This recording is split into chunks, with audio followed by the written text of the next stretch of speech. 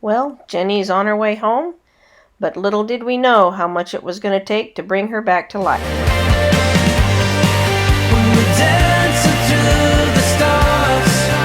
One last before picture before she's totally reborn.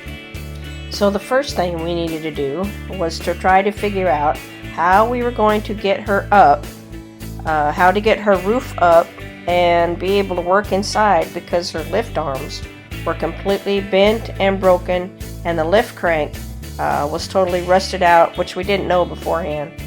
Was broken and nothing would lift up, so we had to totally redo and figure out how we were going to lift her up, the roof up, so we could redo everything inside.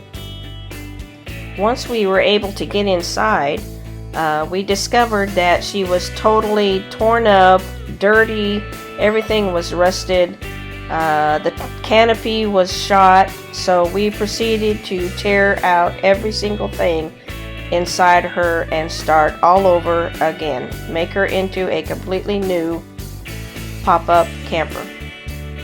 And then once we got that done, we were able to see exactly where we needed to start, and then we started on the outside with taking off the decals and priming her, sanding her down and priming her.